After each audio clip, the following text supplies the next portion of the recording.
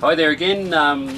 Just got back from a 6-day trip up through the islands. Something a little different to what we normally do. As you know, we do a lot of rod and reel fishing, but I've just done a trip with Kane Grundy from Extreme Freedom Spearfishing and Freediving, and trip number 8, 9?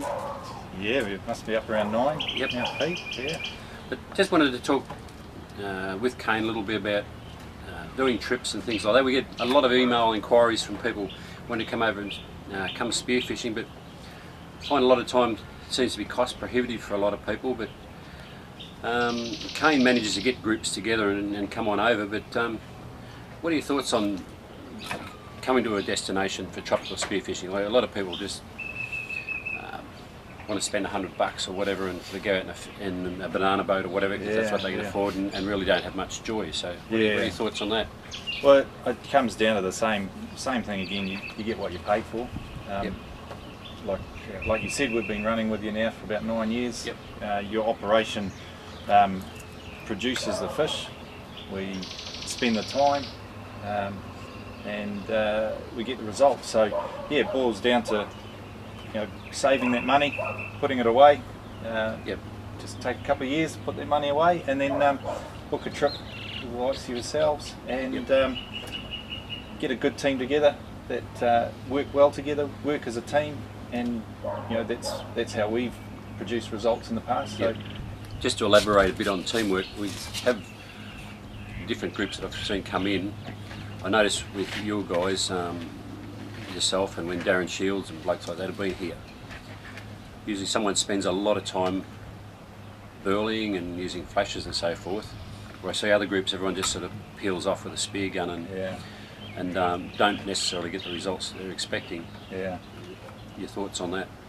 Yeah, you see it a lot. A lot of the new guys coming in, they're so excited about getting in the water and zooming around and seeing what's available, but there's certain areas that will fish and certain areas that won't, and I suppose that's where a guide comes in handy. He can find those areas for you. He will set up a burley, hang on to the flasher, take a few photos, do the filming, and if you spend the time and just hang around those guys that have got a little bit of knowledge, you'll learn a lot and you'll produce fish.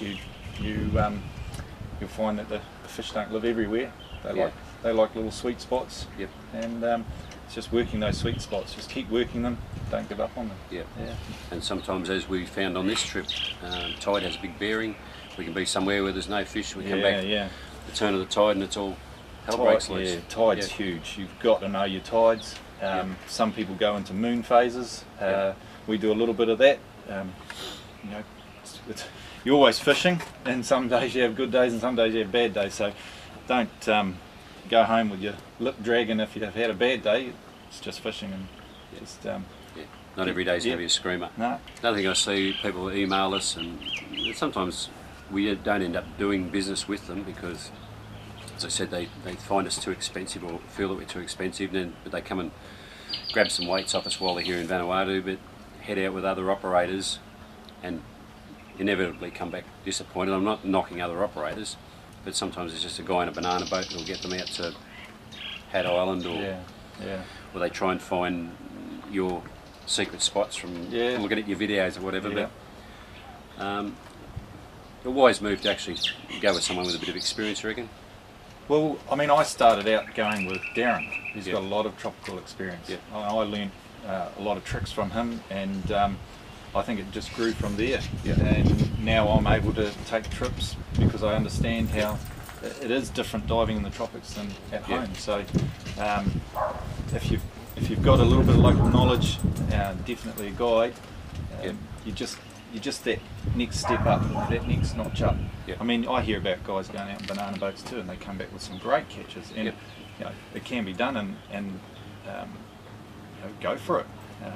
But also, every trip we've done, we've had success one way or the other. There's always been a good day's catch, some large fish, some exciting fish, and some challenging small reef fish. In the right place, a guide can make a huge difference to the trip.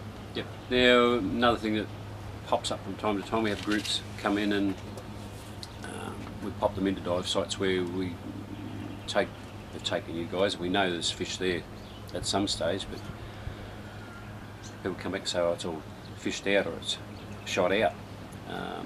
We know that's not the fact. Yeah. And usually by the end of the trip, the guys are the first to admit that maybe their skill level is not good enough. What sort of depths would you need to be able to dive to, and breath hold times and things like that, to actually have success chasing the likes of, you know, good dogtooth tuna? Yeah, I think dogtooth tuna rings the bell with any spearfisherman, and on the whole, from what I've seen, you know, we've shot dogtooth tuna in quite shallow water, 10 metres so to speak. But if you can comfortably dive 20 metres, you don't have to stay there for long. But if you can comfortably do a 20-metre dive, then there's a good chance that you've got most of the scope covered with landing yourself a decent fish. Yeah. I mean, we're landing fish up to 30 kilos, 40 kilos, and you know, between 10 and 20 metres. So, Yeah.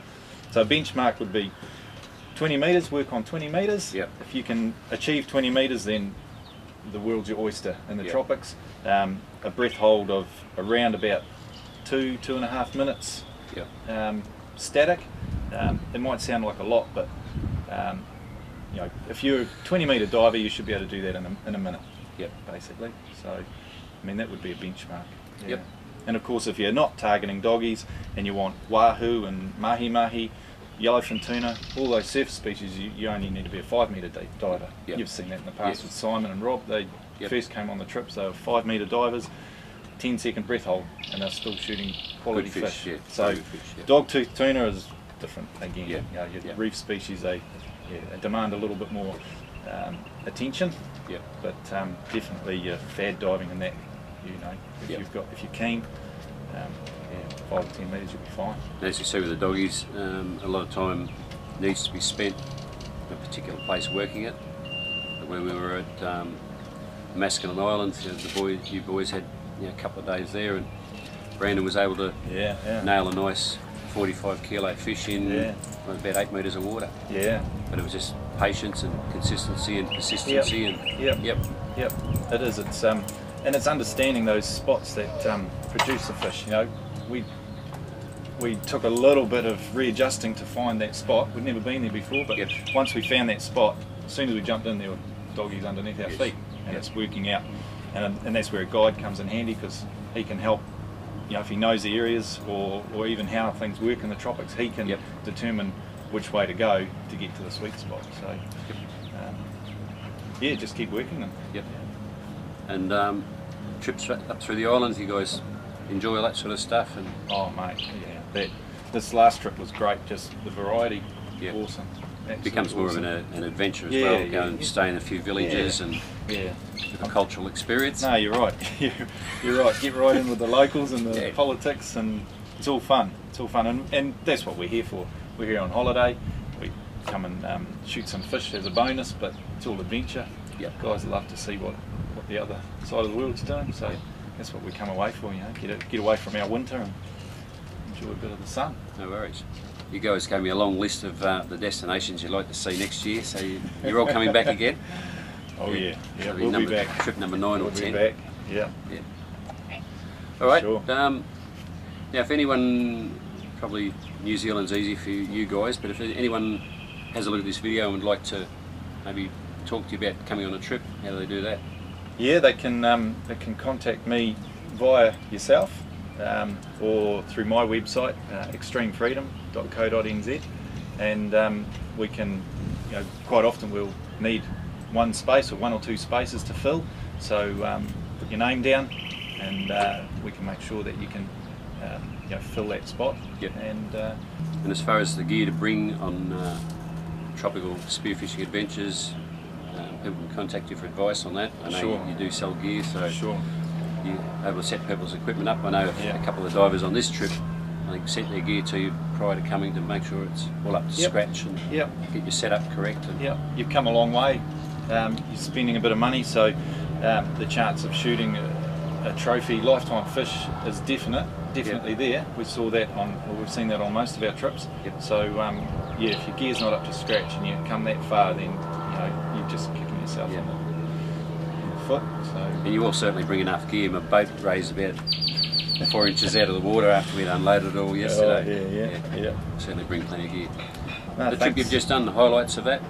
Oh, I suppose the biggest highlight for me was seeing the new guys get their first doggies. Yep. Brandon shot a beautiful 45 kg and that's great, but seeing the new guys Yep. land their first doggies is a real buzz, yeah, and we were able to capture most of those on film too. So and that's another benefit of coming with someone like yourself. I see you're very selfless in your diving. You spend more time with a camera in your hand than a spear gun, and you've got state-of-the-art gear, GoPro cameras you're diving with, and all the rest of it. Yeah, we set up quite a good little system, I suppose. But yeah, it's fun. It's fun. It's all part of it. Yeah, and everyone that's been diving with you receives a DVD at the end of the trip and so forth.